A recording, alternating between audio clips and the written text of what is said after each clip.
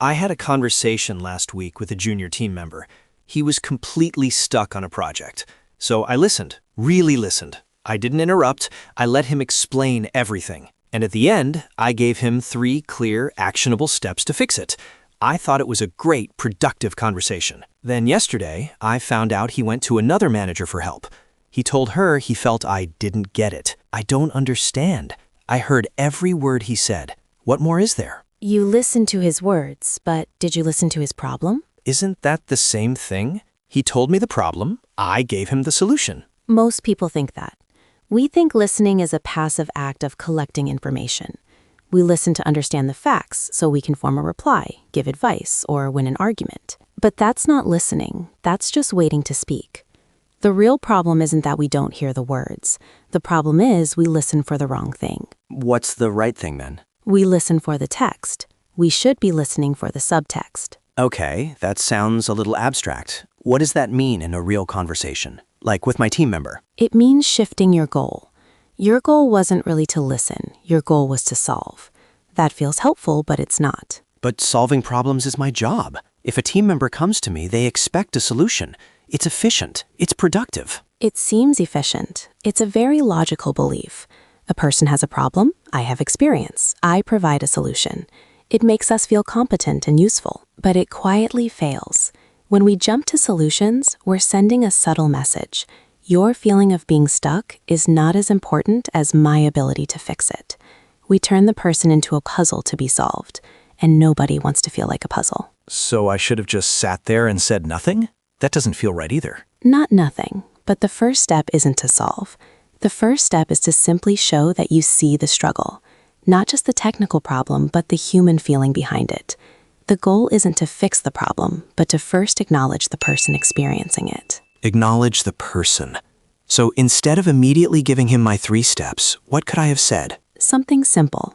You could have leaned back, paused, and said, "Wow, that sounds incredibly frustrating." Or, "I can see how much pressure you're under with this deadline." That's it? That sounds frustrating? It feels a bit weak, like I'm not adding any value. Let's re-examine that. When you say, "That sounds frustrating," what happens for the other person? Their brain, which is in a state of stress, hears that you are not a threat. You are not judging their performance. You are connecting with their experience. Their defenses go down. They feel seen. And only then can they actually start to hear potential solutions. Before you acknowledge the emotion, they can't hear the logic. So acknowledging the feeling comes before discussing the facts. Okay, but then there's that other technique everyone talks about, repeating what the person said. So what I hear you saying is, I've tried that and it always feels so unnatural, robotic. Ah, the classic active listening formula. It comes from a good place. The intention is to show you are paying attention. And people believe it works because it's a clear, teachable action. You're proving you heard the words. Right, it's proof. But again, it quietly fails because you're just repeating the content. It can feel like you're a machine, just playing back a recording. It checks a box for listening, but it doesn't create a connection. The other person thinks, "Yes, you heard my words, but do you understand my meaning?" Exactly. It doesn't seem to make them feel any better. The next step beyond just repeating facts is to validate the emotion behind them. You don't just repeat what they said. You reflect the emotion you think is driving it. You're making an educated guess about their internal world. Give me an example. Let's go back to my team member. He explained that a different department was late delivering their part, which now puts his whole timeline at risk. The robotic way would be to say, "So what you're saying is Department B is late, which affects your timeline." It's factually correct. And what I actually did was jump to a solution. Okay, you need to email their manager and copy me. Right. But to validate, you would say something like, "It must be so frustrating to have your own hard work delayed by something completely out of your control." Ah, so the first version just repeats the facts. The second version, it names the feeling, the injustice of it. Precisely. You're not saying you agree with them. You're not blaming the other department. You're simply saying, your feeling of frustration is a reasonable response to this situation. It's a powerful signal. It says, you are not crazy for feeling this way. For most people, that's all they want in that moment. Okay, so first I acknowledge the difficulty, then I try and validate the specific emotion. What's next? Usually, this is where I would start asking lots of questions to get more data. Who did you talk to? What was the exact date they promised it? And that's a very common instinct. We believe that asking questions shows engagement. It helps us gather the facts so we can build our perfect solution. It feels like we're being diligent. But let me guess, it quietly fails. It can.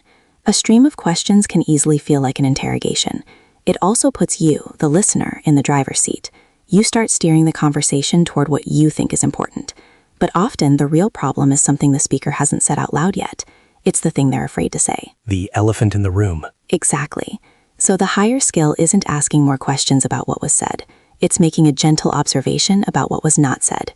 You're trying to hear the implicit message. That sounds difficult. It's like mind reading. It's not mind reading. It's pattern recognition. Let's say your team member talks for 5 minutes about the missed deadline, the technical problems, the project plan, but his voice sounds tired and his energy is low. Okay. The implicit message isn't about the deadline. It might be about burnout or a loss of confidence. So instead of asking, what is the exact date of the delay, you might say, you've talked a lot about the project details, but I get the sense you're just exhausted by the whole thing. I see. It's an observation, not a question. And it's a bit risky. What if I'm wrong? If you're wrong, they'll correct you. No, I'm not tired. I'm just angry. And now you have better information. You're closer to the real issue. But if you're right, a door opens. You've just given them permission to talk about the real problem. The technical stuff is just the symptom. The exhaustion, the lack of confidence, that's the disease. You can't solve the problem until you talk about the disease. This all sounds great, Sarah, but it feels slow. In a fast-paced business meeting, who has time to acknowledge and validate feelings? We have an agenda. We need to make decisions and get things done. It feels unrealistic. If this is true, why do so many smart, successful people still do exactly what I did and jump straight to solutions? Because we operate under the illusion that the fastest route is a straight line. The straight line is problem, solution. But in human systems, it never works that way. What do you mean? Think about it. You spent 20 minutes in a productive conversation, gave your 3 steps, and walked away thinking the problem was solved. But it wasn't. The problem just went underground and reappeared later with another manager. You actually lost time. You solved the wrong problem. The problem I thought he had was the project timeline. The real problem was that he felt powerless and frustrated. Exactly. Taking 60 seconds at the beginning to say, this sounds really tough. It's completely reasonable to feel frustrated when another team impacts your work. Isn't being slow, it's being efficient. It's making sure you're aiming at the right target.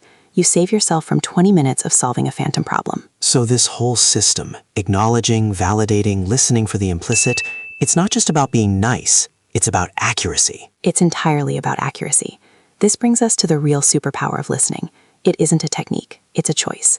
It's the decision to withhold what you want to say. You have to consciously withhold your opinions, withhold your brilliant solutions, withhold your clever questions.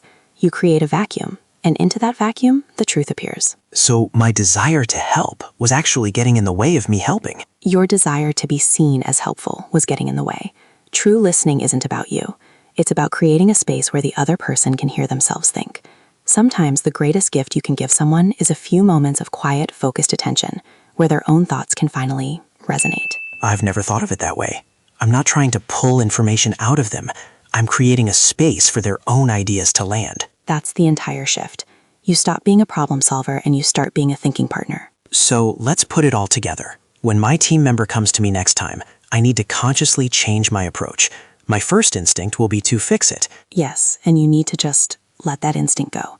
First, just acknowledge the situation from their perspective. Something simple like, that sounds like a difficult position to be in. Then I need to try and validate the emotion I'm sensing. It seems like you're feeling really blocked by this. I'm not just repeating facts, I'm guessing at the feeling. Perfect. And as they talk, you listen not just for the words, but for the implicit meaning. What's the theme underneath it all? Is it a fear of failure? Is it frustration with a process? And the hardest part for me, I have to withhold my advice for longer than feels comfortable. Yes. You let there be silence. You let them talk more. You let their own thoughts develop. You wait for the moment where something they say seems to have energy behind it. The idea that makes them lean forward. That's the idea you want to explore. That's the one that will resonate with them, because it's their idea, not yours. It's a very different role. I'm not the expert with the answers. You're the host of a safe space. All this time, I thought my job was to have the answer, to be the person who fixes things. But maybe my real job is just to make it safe enough for them to find their own answer. And what happens when they do? They own it. They're more committed to it. And they feel capable. That's it. That's the whole thing.